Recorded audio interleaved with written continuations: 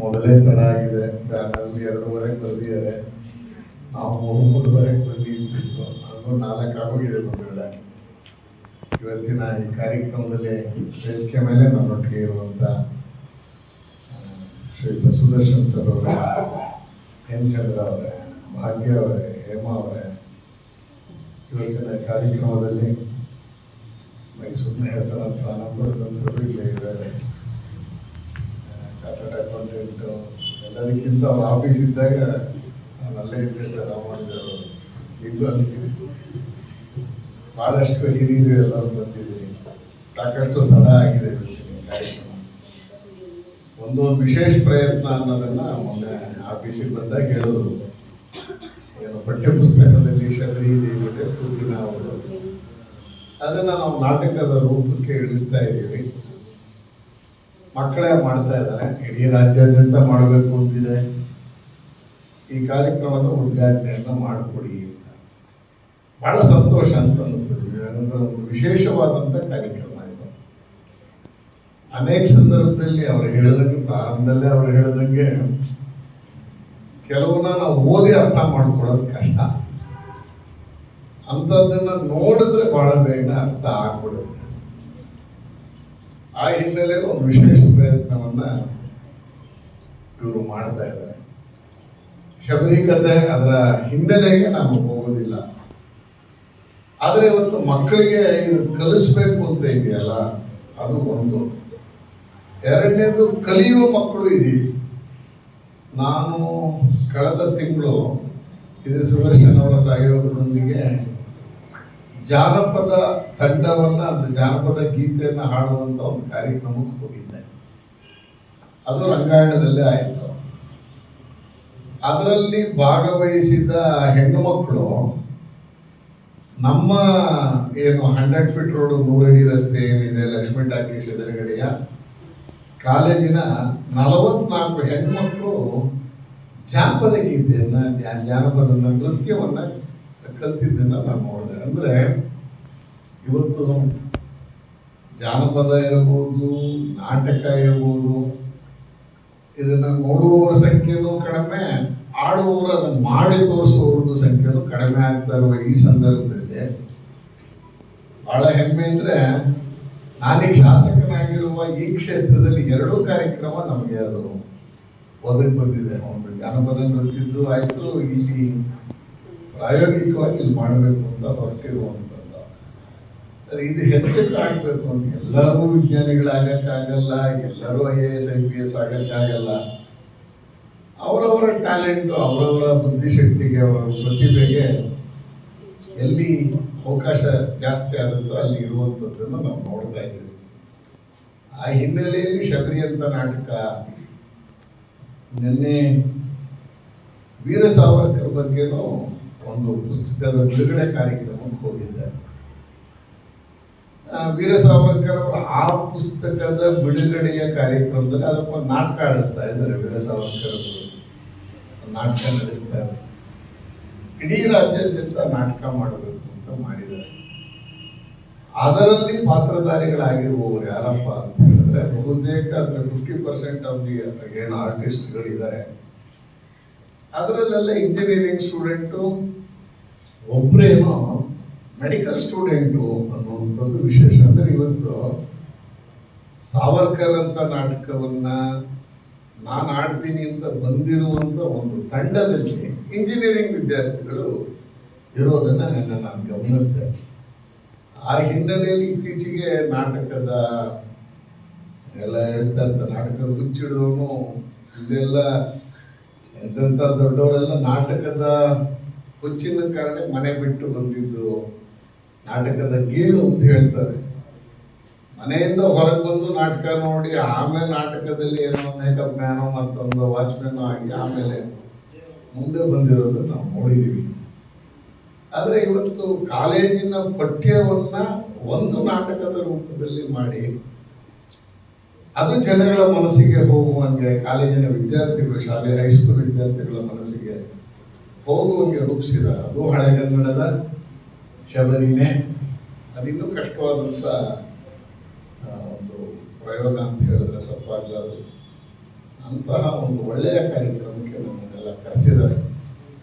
ವಿಶೇಷವಾಗಿ ಸುದರ್ಶನ್ ಅವರು ಕನ್ನಡ ಸಂಸ್ಕೃತಿ ಇಲಾಖೆಯ ಏನು ಡೆಪ್ಯೂಟಿ ಡೈರೆಕ್ಟರ್ ಆದಮೇಲೆ ಮೈಸೂರಿಗೆ ಬಂದಂಥ ಸಂದರ್ಭದಲ್ಲಿ ಈ ಥರದ ಅನೇಕ ಕಾರ್ಯಕ್ರಮಕ್ಕೆ ಉತ್ತೇಜನ ಕೊಡ್ತಾ ಇದ್ದಾರೆ. ಕಲಾವಿದರಿಗೆ, ಅದರಲ್ಲಿ ಕಲಾ ರಸಿಕರಿಗೆ ಏನು ಯಾವ್ದಾದ್ರು ಕಾರ್ಯಕ್ರಮ ಕೇಳಿದ್ರು ಇಲ್ಲ ಅಂತ ಕನ್ನಡ ಸಂಸ್ಕೃತಿ ಇಲಾಖೆಯಿಂದ ಇತ್ತೀಚಿನ ದಿನಗಳಲ್ಲಿ ಬಂದಿಲ್ಲ. ಒಂದು ಒಳ್ಳೆಯದಾದಂಥ ಆಫೀಸರು ಬಂದಿರುವ ಕಾರಣಕ್ಕೆ ಈ ಥರದ ಪ್ರಯೋಗಗಳೆಲ್ಲ ನಡೀತಾ ಇರೋದ್ರೊಳಗೆ ಬಹಳ ವಿಶೇಷ ಅಂತ ಅನ್ನಿಸ್ತೇವೆ. ಕಾರ್ಯಕ್ರಮಕ್ಕೆ ನಮ್ಮನ್ನು ಕರೆದು ಉದ್ಘಾಟನೆಯನ್ನು ಮಾಡಿಸಿ 4 ಮಾತು ಆಡಿಸಿದ್ದಾರೆ. ನಾವು ನೀವು ಯಾರದನ್ನೇ ನಾಟಕ ತೆಗೆದುಕೊಂಡ್ರೆ, ಕುವೆಂಪು ಅವರು ಇತ್ತೀಚಿನ ದಿನಗಳಲ್ಲಿ ನೀವು ಕರ್ನಾಟಕದ ರಂಗಾಯಣದ ಒಳಗೆ ನಡೀತಾ ಇರುವಂಥ ನಾಟಕ ಯಾರ್ದಪ್ಪ ಅಂದರೆ ಮೈಸೂರಿನಿಂದ ಹೆಸರುವಾಸಿ ಆಗಿರುವಂಥ, ಮೈಸೂರು ಅಂದರೆ ಹೇಳ್ತೀವಿ ಸಾಂಸ್ಕೃತಿಕ ನಗರಿ, ಚಾಮುಂಡಿ ಬೆಟ್ಟ, ದಸರಾ. ಹಾಗೆ ಮೈಸೂರು ಅಂತ ಹೇಳಿದ್ರೆ ಸಣ್ಣ ಪತ್ರಿಕೆಗಳ ತವರು. 100 ಪತ್ರಿಕೆಗಳು ಹೆಚ್ಚು ಮೈಸೂರಿನಲ್ಲಿ ಏನು ದಿನಪತ್ರಿಕೆಗಳು ಇದ್ದಂಥದ್ದು. ಮೈಸೂರಿನ ಯೋಗ ದಸರಾ ಅಂತ ಯೋಗ ನಗರಿ ಅಂತ ಕರೀತೀವಿ, ಸಾಂಸ್ಕೃತಿಕ ನಗರಿ, ಪಾರ್ಕಿಂಗ್ ನಗರಿ, ಏನೆಲ್ಲ ಹೆಸರುಗಳನ್ನು ಕರೆಸ್ಕೊಂಡಿರುವಂಥ ಮೈಸೂರಲ್ಲಿ ಅದೇ ರೀತಿಯಲ್ಲಿ ನಾಟಕಕಾರರು ಮತ್ತು ಚಲನಚಿತ್ರರಂಗದ ನಟರು ಬಹಳ ಎತ್ತರಕ್ಕೆ ಬೆಳೆದಂಥದ್ದು ಯಾವುದಪ್ಪ ಅಂದ್ರೆ ಮೈಸೂರಿಂದನೇ. ಯಶವಂತ ಹೊಳೆ, ವಿಷ್ಣುವರ್ಧನ್ ಹೊಳೆ, ನೀವು ಯಾರ ಹೆಸರನ್ನ ಹೇಳಿದ್ರು ಇವತ್ತು ಮೈಸೂರಿನ ಕೊಡುಗೆನೇ ಅವರೆಲ್ಲರೂ. ಆ ಥರದ ಮೈಸೂರಿನಲ್ಲಿ ಇವತ್ತು ಹೊಸ ಪ್ರಯೋಗಕ್ಕೆ ನಾಂದಿ ಆಡ್ತಾ ಇದ್ದಾರೆ. ಶುಭವಾಗಲಿ. ವಿತ್ ಕಾಸ್ಟ್ಯೂಮ್ಸ್ ಅಂತ ಅಲ್ಲ, 50 ನಿಮಿಷದ್ದು ನಾಟಕ ಅಂತ ಹೇಳಿದ್ದಾರೆ. ಶುಭವಾಗಲಿ. ಈ ಪ್ರಯೋಗವನ್ನು ಮಾಡ್ತಾ ಇದ್ದಾರೆ. ಪಾಪ ಒಳ್ಳೆಯದಾಗಲಿ. ನಿಮ್ಮೆಲ್ಲರಿಗೂ ಇಷ್ಟೊತ್ತು ತಡ ಆಗಿದೆ, ಅದು ಎಲ್ಲರೂ ಕೂತಿದ್ದೀರಿ. ನಿಮ್ಮೆಲ್ಲರಿಗೂ ವಂದಿಸ್ತಾ ನಾನು 4 ಮಾತು ಮುಗಿಸ್ತೀನಿ. ಸರ್ ನಮಸ್ಕಾರ. ಎಲ್ಲರೂ ವೇದಿಕೆಯ ಮೇಲಿರುವ ಮಾನ್ಯ ಶಾಸಕರೇ, ಗಣ್ಯರೇ ಹಾಗೂ ಉಪಸ್ಥಿತರಿರುವ ಎಲ್ಲ ಉಪನ್ಯಾಸಕ, ಶಿಕ್ಷಕರ ಮಿತ್ರರೇ ಹಾಗೂ ವಿದ್ಯಾರ್ಥಿಗಳೇ, ನಾನು ಒಂದು ಸಣ್ಣ ಸೂಚನೆಯನ್ನಷ್ಟೇ ಈ ಸಂದರ್ಭದಲ್ಲಿ ಕೊಡಲಿಕ್ಕೆ ಇಚ್ಛಿಸ್ತೇನೆ. ಸಹಜವಾಗಿ ಈ ನಾಟಕವನ್ನು ಅಂದರೆ ಒಂದು ಪಠ್ಯವನ್ನು ನಾಟಕ ರೂಪಕ್ಕೆ ತರುವ ಸಂದರ್ಭದಲ್ಲಿ ನಿರ್ದೇಶಕ ಆ ಮೂಲ ಪಠ್ಯ ಏನಿರುತ್ತೆ ಅದರಲ್ಲಿ ಒಂದಷ್ಟು ರಂಗರೂಪ ಕಳಗೊಳಿಸೋ ಸಂದರ್ಭದಲ್ಲಿ ಕೆಲವು ಬದಲಾವಣೆಗಳನ್ನು ಮಾಡಿಕೊಂಡಿರ್ತಾರೆ. ಬಹುಶಃ ಈಗ ನೀವು ಇಲ್ಲಿರುವವರು ಟಾರ್ಗೆಟೆಡ್ ಆಡಿಯನ್ಸ್ ಅಂತ ನಾವು ಮೋಸ್ಟ್ಲಿ ಕರಿತೀವಿ. ನೀವೇ ಪಠ್ಯದಲ್ಲಿ ಓದ್ತಾ ಇರೋರಿದ್ದೀರಿ. ಸೊ ಹಾಗಾಗಿ ಬಹುಶಃ ಈಗಾಗಲೇ ನೀವು ನಾಟಕವನ್ನು ಪೂರ್ತಿಯಾಗಿ ಓದಿದ್ರೆ, ಎಷ್ಟು ಜನ ಪೂರ್ತಿ ನಾಟಕವನ್ನು ಓದಿ ಮುಗಿಸಿದಿರಿ? ಪೂರ್ತಿ ನಾಟಕವನ್ನು ಓದಿ ಮುಗಿಸಿರೋರು, ನಾಟಕದ ಭಾಗ ಪೂರ್ತಿ ಓದಿರೋರು, ಪೂರ್ತಿ ಓದಿದ್ರೆ ಸರಿ. ಆದರೆ ನನ್ನೊಂದು ಸಣ್ಣ ಸಲಹೆ ಈ ಸಂದರ್ಭದಲ್ಲಿ, ನಾಟಕವನ್ನು ಬಹುಶಃ ಒಂದು ಸಾರಿ ಪ್ರಾರಂಭ ಮಾಡಿದ್ರೆ, ಅದರಲ್ಲೂ ಈ ಭಾಷಾ ಪಠ್ಯ ಪುಸ್ತಕಗಳು ನಮ್ಮಲ್ಲಿ ಇದ್ದಾಗಂತೂ ಕುತೂಹಲ ಹೇಗಿತ್ತು ಅಂತಂದರೆ, ಮೇಷ್ಟ್ರು ಪಾಠ ಮಾಡೋಕ್ಕೂ ಮುಂಚೆ ಕುತೂಹಲ ಇರುವ ಕೆಲವನ್ನ ಆಯ್ದು ಓದಿ ಮುಗಿಸಿಬಿಟ್ಟಿರ್ತಿದ್ವಿ. ಯಾಕೆ ಹೇಳಿದ್ರೆ ಒಂದು ಸಾರಿ ಪ್ರಾರಂಭ ಮಾಡಿದ್ರೆ ಓದಲಿಕ್ಕೆ ಆ ನಂತರದಲ್ಲಿ ಅದನ್ನು ನಿಲ್ಲಿಸಲಿಕ್ಕೆ ಸಾಧ್ಯ ಆಗದೆ ಇರೋಷ್ಟು ಕುತೂಹಲ ನಡೆದಿರುವಂಥ ಪಠ್ಯ ಇರ್ತಾ ಇತ್ತು. ನಾವು ಅದನ್ನು ಕಟ್ಟ ಕಡೆಯಿಂದ ಓದಿ ಮುಗಿಸಿಬಿಟ್ಟಿರ್ತಿದ್ವಿ. ಆ ದೃಷ್ಟಿಯಿಂದ ನನ್ನ ಒಂದು ಸಲಹೆ, ಆ ಥರದೊಂದು ಅಭ್ಯಾಸವನ್ನ ನಿಮ್ಮ ಎಲ್ಲ ಅನುಕೂಲದ ದೃಷ್ಟಿಯಿಂದ ಮಾಡಿಕೊಳ್ಳಿ ಅನ್ನುವಂಥ ಒಂದು ಸಲಹೆಯನ್ನು ಕೂಡ ಈ ಸಂದರ್ಭದಲ್ಲಿ ಹೇಳ್ತಾ, ಈಗಾಗಲೇ ಎಷ್ಟು ನಾಟಕವನ್ನ ಓದಿದ್ದೀರೋ ಇವತ್ತು ಈ ಪ್ರದರ್ಶನವನ್ನು ನೋಡಿದ ಮೇಲೆ ನಿಮ್ಮ ಮೊದಲನೇ ಟಾಸ್ಕರ್ ಆಗಿರಲಿ, ಪೂರ್ತಿ ಕುತೂಹಲವನ್ನು ಅದು ಹುಟ್ಟಾಕಿ ನಿಮ್ಮಲ್ಲಿ ಪಠ್ಯವನ್ನು ಪೂರ್ತಿ ಓದಿಲ್ಲದೆ ಇದ್ದವರು ಓದಿ. ಸಂಪೂರ್ಣವಾಗಿ ನಾನು ಇಲ್ಲಿವರೆಗೂ ಓದಿಲ್ಲ ಅಂದರೆ ಅದು ಮಹಾ ಅಪರಾಧ ಅನ್ನುವ ಜಡ್ಜ್ಮೆಂಟ್ ನಾನು ಇಲ್ಲಿ ಕೊಡ್ತಾ ಇಲ್ಲ. ನಾನು ಕುತೂಹಲಕ್ಕಾಗಿ ಅಷ್ಟೇ ಕೇಳಿದೆ. ಓದಿಲ್ಲದೆ ಇದ್ದವರು ಆ ಪೂರ್ತಿ ಪಠ್ಯವನ್ನು ನಾಟಕವನ್ನು ನೋಡಿ ಅದರ ನಂತರದಲ್ಲಿ ಓದಿ. ಆ ಎರಡಕ್ಕೂ ಯಾರು ನಾಟಕವನ್ನು ಓದಿದ್ದೀರೋ ನಾಟಕವನ್ನು ನೋಡಿದಾಗ, ಪರಿಪೂರ್ಣವಾಗಿ ನೋಡಿದಾಗ ಒಂದಷ್ಟು ಪ್ರಶ್ನೆಗಳು ನಿಮ್ಮಲ್ಲಿ ಮೂಡಬಹುದು. ಪಠ್ಯದಲ್ಲಿ ಹೇಗೋ ಇರುತ್ತೆ, ರಂಗರೂಪಕ್ಕೆ ನಿರ್ದೇಶಕರು ಅದನ್ನ ಸಣ್ಣ ಪುಟ್ಟ ಬದಲಾವಣೆಗಳನ್ನ ಕೆಲವನ್ನ ಮಾಡಿಕೊಂಡು ಇರುವ ಅತ್ಯಂತ ಕಡಿಮೆ ಅವಧಿ ಮತ್ತು ಸೌಲಭ್ಯಗಳಲ್ಲಿ ನಿಮ್ಮ ಎದುರುಗಡೆ ಅದನ್ನ ಇಡುವ ಪ್ರಯತ್ನವನ್ನ ಮಾಡಿರ್ತಾರೆ. ಬಹಳಷ್ಟು ನಾಟಕಗಳನ್ನ ರಂಗರೂಪಕ್ಕೆ ತರುವಾಗ ಹಲವಾರು ಸವಾಲುಗಳಿರುತ್ತೆ.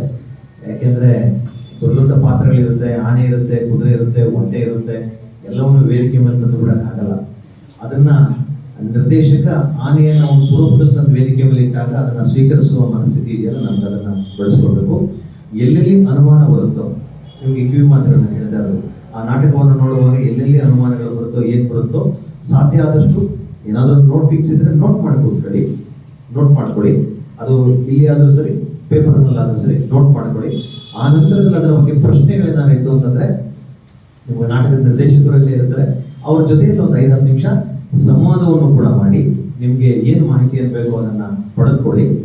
ಆ ಮೂಲಕ ಬಹುಶಃ ನಾಟಕವನ್ನು ನೋಡೋದು ಹೇಗೆ ಅನ್ನುವಂಥದ್ದೊಂದು ಕೆಲಸವನ್ನು ಬಹುಶಃ ಅವರು ನಿಮಗೆ ಕಲಿಸ್ತಾರೆ ಅನ್ನುವಂಥದ್ದನ್ನು ನಾನು ಅಂದ್ಕೊಂಡಿದ್ದೇನೆ. ಪ್ರಯೋಗ ಅಷ್ಟೇ ಅಲ್ಲದೆ ನಾಟಕ ನೋಡ್ಲಿಕ್ಕೆ ಹೇಗೆ ನೋಡಬೇಕು ಅನ್ನುವಂಥದ್ದನ್ನ ಆ ಕೆಲಸ ಕೂಡ ನಿಮ್ಮಿಂದ ಆಗಲಿ. ಮತ್ತು ನಿಜವಾಗಿ ಶಬರಿ ನಿಮ್ಮ ಮನದಾಳಕ್ಕೆ ಇಳೀಲಿ ಅಂತ ನಾನು ಈ ಸಂದರ್ಭದಲ್ಲಿ ಹೇಳ್ತಾ, ಇಂತಹ ಒಂದು ಒಳ್ಳೆ ಪ್ರಯೋಗಕ್ಕೆ ಕೈ ಹಾಕಿರುವ ನಮ್ಮ ಮೈಸೂರಿನ ರಂಗಭೂಮಿಯ ಕ್ಷೇತ್ರದ ಹಲವಾರು ಆಸ್ತಿಗಳಲ್ಲಿ ಒಬ್ಬರು ವಿಕಾಸ್ ಚಂದ್ರ ಅವರಿಗೆ ನಾನು ಈ ಸಂದರ್ಭದಲ್ಲಿ ಶುಭಾಶಯಗಳನ್ನು ಕೂಡ ತಿಳಿಸ್ತಾ, ಅವರು ಬೆಳೀಲಿ ಎನ್ನುವಂತಹ ಶುಭಾಶಯವನ್ನು ಈ ಸಂದರ್ಭದಲ್ಲಿ ಕೋರ್ತಾ, ನಾಟಕ ವೀಕ್ಷಣೆ ನಿಮಗೆ ಪಠ್ಯದ ದೃಷ್ಟಿಯಿಂದ ಹಾಗೂ ನಿಮ್ಮ ವ್ಯಕ್ತಿತ್ವವನ್ನು ರೂಪಿಸಿಕೊಳ್ಳುವ ದೃಷ್ಟಿಯಿಂದ, ಎರಡೂ ದೃಷ್ಟಿಯಿಂದ ನಿಮಗೆ ಸಹಕಾರಿಯಾಗಲಿ ಎನ್ನುವಂತಹ ಒಂದು ಮಾತನ್ನ ಈ ಸಂದರ್ಭದಲ್ಲಿ ಹೇಳ್ತಾ ನನ್ನ ಮಾತಿಗೆ ವಿರಾಮವನ್ನು ಹೇಳ್ತೇನೆ. ನಮಸ್ಕಾರ.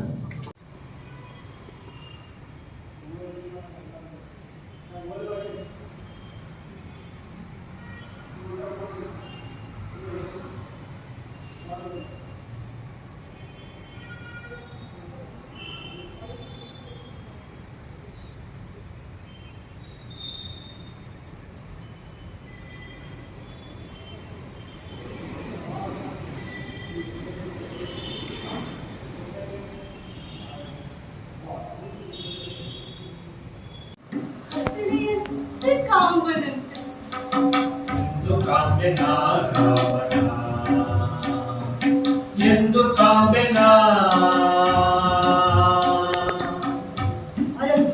ತೊರೆದನಂತೆ ಹವಸಿತನವ ಕೊಂಡನಂತೆ ತಮ್ಮನೊಡನೆ ಬಲಗೆ ಬರಲು ಮನದಿ ಬಲವೇ ಇಲ್ಲವಂತೆ. ಕೆಟ್ಟ ಕನಸಿನಿರುಳು ಸುಪ್ರಭಾತದಂತವನನು ಗುರುತಿದ್ದರೆ ಮೆಚ್ಚಿದಂತ ಸನ್ಮಂಗಳ ಮೂರ್ತಿಯನ್ನು ಎಂದು ಕಾವ್ಯನಾರಾಮನ, ನಾನೆಂದು ಕಾವ್ಯನಾರಾಮನ. ಹೇ ಮಧುಪರ್ಕವ, ನಾನಾಗಿ ರಾಮ ರಾಮ ಬಾರದೆ ನನಗೇನು ತೋರದೆ, ರಾಮ ಬಾರದೆ ನನಗೇನು ತೋರದೆ, ಬಾರಾಮ ಬಾರಾಮ ಬಾರೈ, ಬಾರಾಮ ಬಾರಾಮ ಬಾರೈ, ಬಾಬಾ ಬಾಬಾ ಬಾಬಾ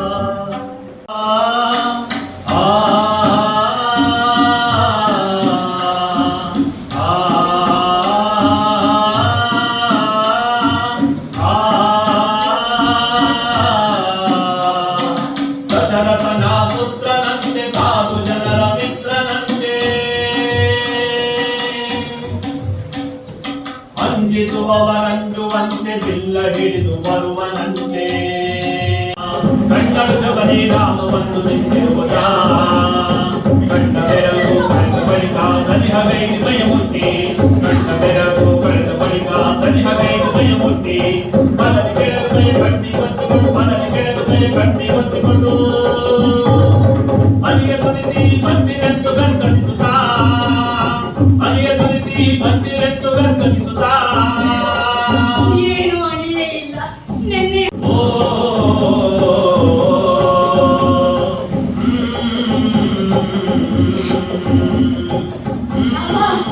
ರಾಮ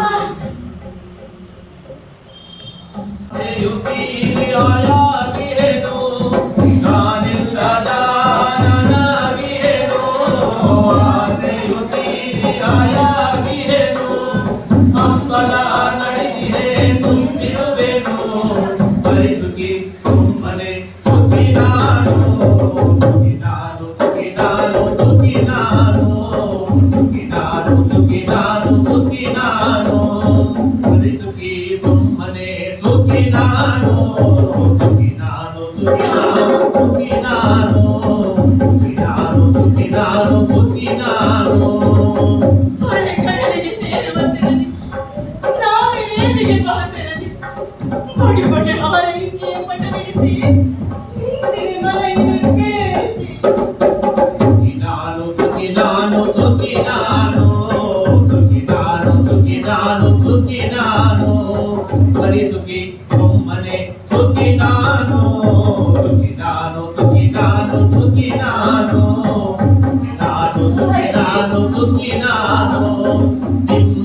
ನಿಮ್ಮನೆ ನೋಡುತ್ತ ಸುಖಿ ನಾನು ನಿಮ್ಮನೆ ನುಡಿದುತ್ತ ಸುಖಿ ನಾನು ನಿಮ್ಮನೆ ನೋಡುತ್ತ ಸುಖಿ ನಾನು ನಿಮ್ಮನೆ ನುಡಿದುತ್ತ ಸುಖಿ ನಾನು ನಿಮ್ಮ ತಡಿವು ನಿಮ್ಮಾನಂದದಿ ನಿಮ್ಮ ತಡಿವು ನಿಮ್ಮಾನಂದದಿ ಪರಿಸುಖಿ ಸುಮ್ಮನೆ ಸುಖಿ ನಾನು ಸುಖಿ ನಾನು ಸುಖಿ ನಾನು ಸುಖಿ ನಾನು ಸುಖಿ ನಾನು ಸುಖಿ ನಾನು ಸುಖಿ ನಾನು ಸಿದ್ಧಾಗಿನ ಬರುವಪುರ ನೀಡುವುದೋ ಪರತನ್ನಕರ ಸಿದ್ಧಾಗಿನ ಬರುವಪುರ ನೀಡುವುದೋ ಪರತನ್ನಕರ ನಿನ್ನೆ ನಾಳೆ ಇರಗಿಲ್ಲವೇ ಈಗಲೇ ಚಿರವೆಂಬತರ ಸುಖಿ ನಾನು ಸುಖಿ ನಾನು ಸುಖಿ ನಾನು ಸುಖಿ ನಾನು ಸುಖಿ ನಾನು ಸುಖಿ ನಾನು ಪರಿಸುಖಿ ಸುಮ್ಮನೆ ಸುಖಿ ನಾನು ಸುಖಿ ನಾನು ಸುಖಿ ನಾನು ಸುಖಿ ನಾನು ಸುಖಿ ನಾನು ಸುಖಿ ನಾನು ಸುಖಿ ನಾನು ರಾಮ ರಾಮ ಸುಖಿ ನಾನು ರಾಮ ಸುಖಿ ನಾನು ನಿನ್ನಾದರದೊಳು ಸುಖಿ ನಾವು ಮಾತೆ ನಿನ್ನ ಸೊಗದೊಳು ಸುಖಿ ನಾವು ನಾಡಿ ನುಡಿ ಸವಿ ಕಾಣುವ ಪುಣ್ಯಕ್ಕೆ ನಿನಗೆಂದೆಂದಿಗೂ ನಾವು ಮಾತೆ ನುಡಿ ನಾವು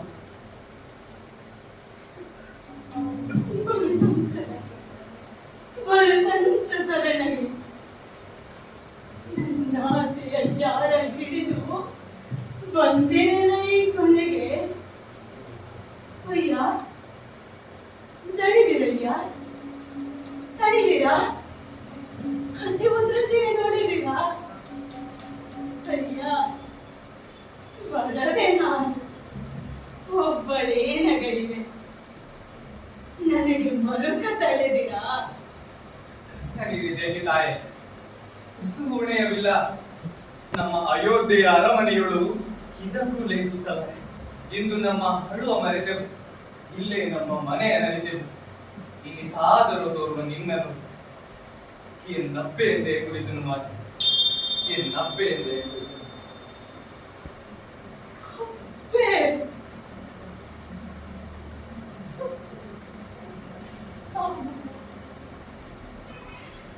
ರೂಪಿನಂತೆ ಮಾತು ಕೂಡ ಏನಿದು ದಾನವಾಗಿದೆ ಧನ್ಯ ನಾನು ಸಿದ್ಧರ ವರವಿಂದು ನನಗೆ ಫಲಿಸಿದೆ ನಿಮ್ಮ ಕಂಡ ಪುಣ್ಯವಂತೆ ಹಿಂಗೆ ಹೋಯಿತೆಲ್ಲ ಚಿಂತೆ ಗುರುವ ಪೂಜೆಗೈದ ತಡೆವು ನನಗೆ ಸಂಧಿ ತಿಂತೆ ಆ ಇಂಥ ಶಿಷ್ಯ ಎತ್ತು ಪಡೆದ ನಿನ್ನ ಗುರುಗಳೆಂದರು ಅವರ ಮಹಿಮೆಯನ್ನ ಕೇಳಿ ಬಂದ ಎಂತ ಶಾಂತದ ಅಂದರು ಎಲ್ಲ ಮರೆಸಿ ಶಾಂತಿಯೊಂದ ತೋರುವಿ ಬನ ಇದರ ನಡುವೆ ನಿಮ್ಮ ಸುದ್ದಿ ನನ್ನ ಹೊಗಳಲೇಕೆ ರಾಮ, ಎಲ್ಲ ಅವರ ಕರುಣೆ. ನೀವಿಲ್ಲಿ ಪಾದ ಬೆಳೆಸಿ ನನ್ನ ಕಂಡ ಕರುಣೆ, ನೀವಿಲ್ಲಿ ಬಹಿರಿ ನಿಮ್ಮ ಕಾಣೆ ನಲ್ಮೆಯುವುದೆಂದು ಸಿದ್ಧರೊರೆದ ಮಾತು ಸಿದ್ಧಿಯಾಯಿತೆಂದು. ಕೋಟಿ ಕರಗಳಿಂ ರವಿಯ ತಿರುವಿ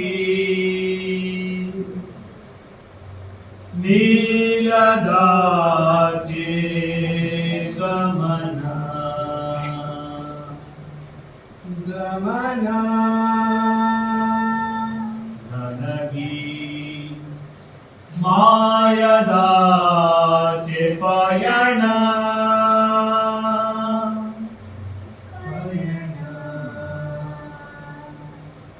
ಹಾರ ಬಯಸೆ ನೀ ಹಕ್ಕಿಗಳಂತೆ,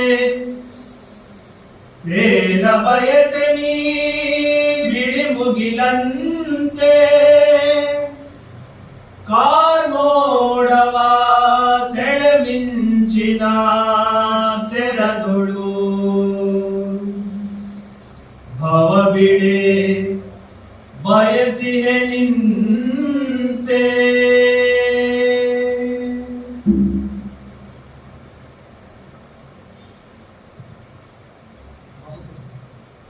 ಮಾತೆ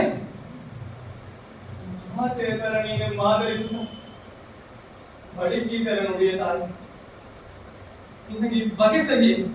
ಅಯ್ಯ ಅಯ್ಯ, ನನಗೆ ಪುಣ್ಯ ಲೋಕ ದೊರೆಯಲೆಂದು ಹರಕೆ ಇಡು. ತಾಯೇ ಇನ್ನು ದುಃಖ ಯಾವಾಗಲಿದೆ ನಿನಗೆ? ಸಾವಿನ ಕಾಂತಿ ಮರಣವಲ್ಲ ಪ್ರಭು, ಮರಣವಲ್ಲ, ಮುಕ್ತಿ. ಇದುವೇ ನನ್ನ ಪೂರ್ತಿ. ಮಾತೆ ಮನ ಒಪ್ಪಿದರು ಎದುರೊಪ್ಪದಲ್ಲ ತಾಯಿ. ನೀನೊಲಿದೊಪ್ಪದು ದಿವ ತಪ್ಪದಲ್ಲ ಮಗು. ಹಾಗಾಗಿ ನಾನು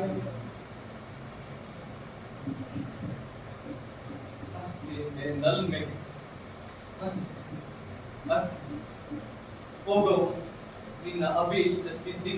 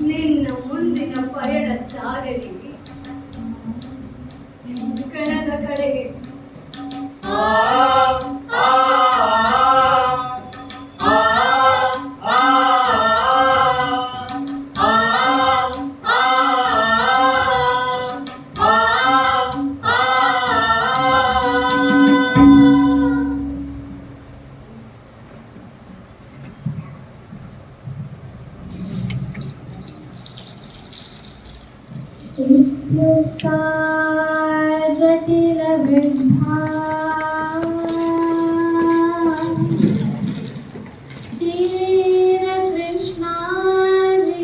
क्षीरकृष्णाजिनाम्बरा तस्मिन् मुहूर्ते शबरीदेहं जीर्णं जिहासति अनुज्ञाता तु रामेण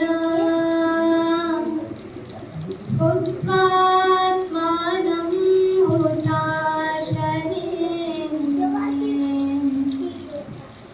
ज्वलत्पावकसङ्काश स्वर्गमेव जगांसा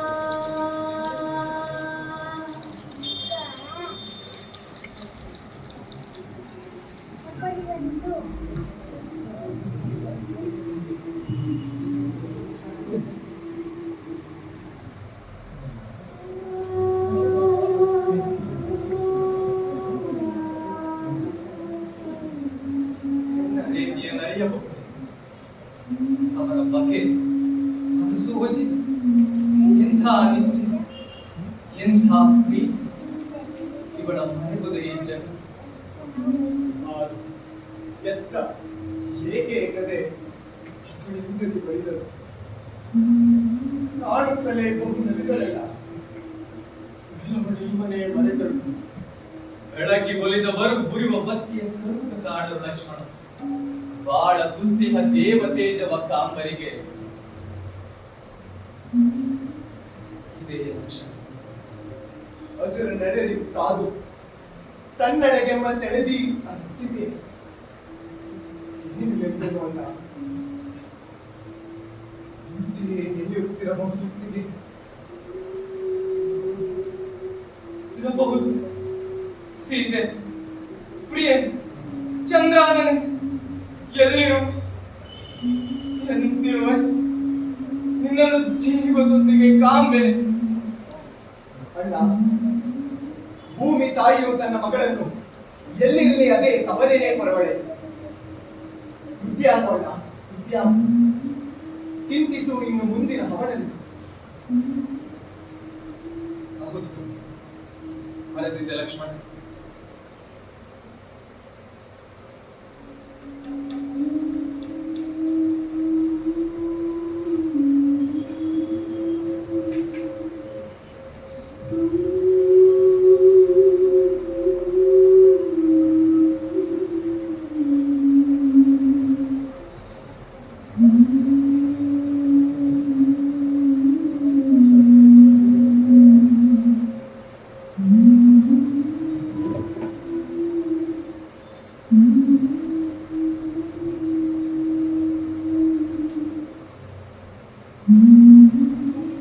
ಪಂಚಭೂತದಿ ಬೆರೆಯುವುದ ಶಬರಿ ಸೀತೆ ರಕ್ಷಣೆಗಿಡಲಿ. ಲಕ್ಷ್ಮಣ, ಹೋಮವ ನೆರವರಸುತ್ತ ತೆಂಗಣ ಕಡೆಗೆ.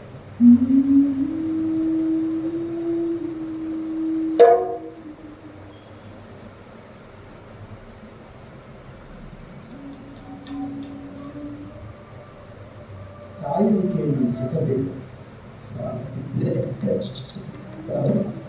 ಅದೆಂತಹ ಪ್ರತಿಜ್ಞೆ ಶಬರಿಯದ್ದು. ಕ್ಷಣ ಕ್ಷಣ, ಗಂಟೆ ಗಂಟೆ, ದಿನ ದಿನ, ತಿಂಗಳು, ವರುಷವೇ ಉಳಿದು ಕಾಲಚಕ್ರವೇ ಉಳಿದು ಬದಲಾಯಿತು. ಆದರೆ ಶರೀರ ಬದಲಾಗಲಿಲ್ಲ. ತನ್ನ ಮನಸ್ಸಿನ ಮೂಲೆ ಮೂಲೆಯಲ್ಲಿ ಮೈಯ ಕಣ ಕಣದಲ್ಲೂ ರಾಮನಲ್ಲೇ ತುಂಬಿಕೊಂಡು ಕಾದಿದ್ದರು ಶಬರಿ. ರಾಮಗೋವಿಂದ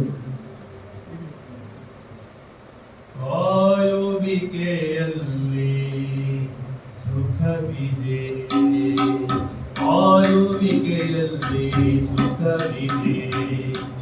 ಸಂಶಯವಿದ್ದರೆ ಶಬರಿಯ ಕೇಳು, ಸಂಶಯವಿದ್ದರೆ ಶಬರಿಯ ಕೇಳು. ಕಾಯುವಿಕೆಯಲ್ಲಿ ಸುಖವಿದೆ, ಕಾಯುವಿಕೆಯಲ್ಲಿ, ಕಾಯುವಿಕೆಯಲ್ಲಿ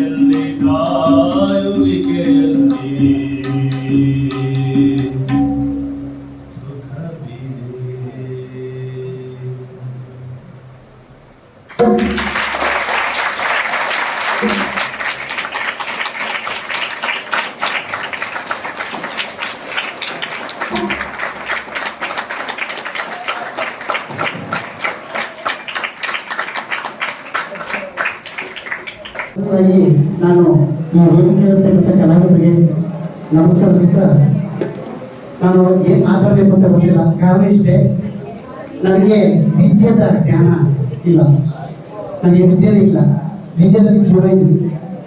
ಆದರೆ ನಾನೊಬ್ಬ ಪುಟ್ಟ ಕಲಾವಿದ. ಈ ಪುಟ್ಟ ಕಲಾವಿದರನ್ನ ಹೊರಡಿಸಿ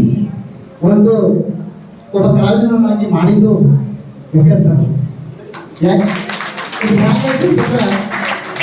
ಇದು ಯಾವ ಥರ ಅಂದ್ರೆ ಎಚ್.ಡಿ. ಕೋಟೆನಲ್ಲಿ ಒಂದು ಕಾಲೇಜಲ್ಲಿ ಬಂದು ಒಂದು ಕಾರ್ಯಕ್ರಮ ಮಾಡಿದ್ರು. ಕಾರ್ಯಕ್ರಮಕ್ಕೆ ನಾನು ಆಕಸ್ಮಿಕವಾಗಿ ಹೋಗಿದ್ದೆ. ಆಕಸ್ಮಿಕವಾಗಿ ಹೋಗಿ ಆ ಕಾರ್ಯಕ್ರಮವನ್ನು ವೀಕ್ಷಣೆ ಮಾಡಿದ್ಮೇಲೆ ಇವರು ಪರಿಚಯ ಮಾಡಿಕೊಂಡು, ಆ ಪರಿಚಯ ಆದ ನಂತರ ಸೋಲಿಗರ ಬಾಲೆ ಎನ್ನುವಂಥ ನಾಟಕವನ್ನ ಕೆಲವಾರು ಕಡೆ ಇವರು ಪ್ರದರ್ಶನ ಮಾಡಿದ್ರು. ಅದು ವಿಕಾಸ್ ಚಂದ್ರ ಸರ್ ಅದನ್ನ ಪ್ರದರ್ಶನ ಮಾಡೋದು. ಹಾಗಾಗಿ ಆ ನಾಟಕವನ್ನು ನೋಡಿದ್ಮೇಲೆ ನನಗನ್ನಿಸ್ತು, ನಾನು ಕೂಡ ಇದೆಲ್ಲರೂ ಬೇರೆ ಬೇರೆ ಕಡೆ ಎಲ್ಲೆಲ್ಲಿ ಮಾಡ್ತಾ ಹೋಗಿ ಅದನ್ನ ಮನೆಗೆ ಕೂರಿಸ್ಕೊಂಡು ನಾನು ಕೂಡ ಏನಾದರೂ ಮಾಡಬೇಕು ಅಂತ ಪ್ರಯತ್ನ ಪಟ್ಟಾಗ ಒಂದು ನಮ್ಮ ಮಕ್ಕಳಿಗೆ ಮನೆಯಲ್ಲೇ ಒಂದು ಪುಟ್ಟದಾಗಿ ಶ್ರೀ ಮಲೆಯ ಮಾದೇಶ್ವರ ಸ್ವಾಮಿಯ ಒಂದು ಕಿರು ನಾಟಕ ಅಂತೇಳಿ ಅದನ್ನ ಮನೆಯಲ್ಲೇ ಹೇಳ್ಕೊಟ್ಟು, ನನ್ನ ಮಕ್ಕಳಿಗೆ ಹೇಳ್ಕೊಟ್ಟು ಇವರ ಸಲಹೆ ಸಹಕಾರಗಳನ್ನು ತಗೊಂಡು ಅದನ್ನ ಮನೆಯಲ್ಲಿ ತುಂಬಾ ಚಿಕ್ಕದಾಗಿ ಕಲಿಸೋದನ್ನ ಇವತ್ತು ಕನ್ನಡ ಸಂಸ್ಕೃತಿ ಇಲಾಖೆಯಲ್ಲಿ ಹಲವಾರು ಕಡೆ ಆ ಮಕ್ಕಳು ಇವರಿಗೆ ಪ್ರದರ್ಶನ ಮಾಡ್ತಾ ಇದ್ದಾರೆ. ಹಾಗಾಗಿ ನಾವು ಏನು ಮಾತಾಡಬೇಕು ಅಂತ ಗೊತ್ತಾಗ್ತಿಲ್ಲ. ನಾನು ಮಾತಾಡುವಾಗ ತಪ್ಪು ತೋರಿದ್ರೆ ನಾವು ದಯಮಾಡಿ ಶ್ರಮಿಸಬೇಕು. ಇನ್ನೂ ಕೂಡ ನಾವು ಬೇರೆ ಬೆಳೆಯಬೇಕು ಅಂತಂದ್ರೂ ಕೂಡ ನಮ್ಮ ಆಸೆ ಇದೆ. ಹಾಗಾಗಿ ನಾನು ಎಚ್.ಡಿ. ಕೋಟೆಯಿಂದ ನಮ್ಮ ಸರ್ನ ನಾಟಕ ನಿರ್ದೇಶನ ನಾಟಕವನ್ನು ನೋಡಬೇಕು ಅಂತ ಇಲ್ಲಿ ಬಂದಿದ್ದೀನಿ. ನನಗೆ ಮಾತಾಡೋ ಅವಕಾಶ ಕೊಡೋ ತಂಡವನ್ನು ಅನಿಸ್ತಾ ನಾನು ಒಂದೆರಡು ಮಾತನ್ನು ಮುಗಿಸ್ತೇನೆ. ಕನ್ನಡ ಸಾಹಿತ್ಯ ಚರಿತ್ರೆ 10, 11, 12ನೇ ಶತಮಾನದಿಂದ ಬಂದಿಲ್ಲ. ಅದು ಭೂಮಿ ಹುಟ್ಟಿದಾಗಿಂದಾಗ ಸುಮಾರು 1ನೇ ಶತಮಾನ ಬಿಟ್ಟು 2ನೇ ಶತಮಾನದಿಂದಲೇ ಕನ್ನಡ ಉದಯ ಆಯಿತು. ಅಲ್ಲಿ ಹೊಟ್ಟೆ, ಹೊಡೆ, ಹಬ್ಬೆ ಅಂತ ಈ ಪದಗಳ ಉಗಮ ಆಯಿತು. ಈ ಪದಗಳ ಉಗಮ ಆಗಿ ನಮ್ಮ ಸಾಹಿತ್ಯ ಹೇಗೆ ಬೆಳೆದು ಬಂತು ಅಂದ್ರೆ ಪಂಪ, ರನ್ನ, ಪೊನ್ನ, ಚನ್ನ, ರಾಘವಂಕ, ಲಕ್ಷ್ಮೀಶ, ಮುದ್ದಣ್ಣ, ಮನೋರಮೆ ಇಂಥವ್ರನ್ನ ನೋಡ್ಕೊಂಡು ಬೆಳೆದವ್ರು ನಾವು. ಆದ್ರೆ ನೋಡ್ಕೊಂಡು ಬೆಳೆದಿಲ್ಲ ಅಂದ್ರೂ ಅವ್ರ ಕಾವ್ಯಗಳನ್ನ ಬಿಟ್ಕೊಟ್ಟು ಹೋಗಿದಾರಲ್ಲ, ಅಂತಹ ಕಾವ್ಯಗಳು ಮತ್ತಿನ್ಯಾವ ಸಾಹಿತ್ಯದಲ್ಲೂ ಸಿಗಲ್ಲ ಅಂತ ಹೇಳಕ್ ಇಷ್ಟಪಡ್ತೀನಿ. ಇಂಥ ಸಾಹಿತ್ಯವನ್ನ ಬರೆದಂತ ಅನೇಕರ ಕೃತಿಗಳು ಮರುಮುದ್ರಣಗೊಂಡಿದೆ ಅಂತಲೂ ಸಹ ಹೇಳ್ಬೋದು.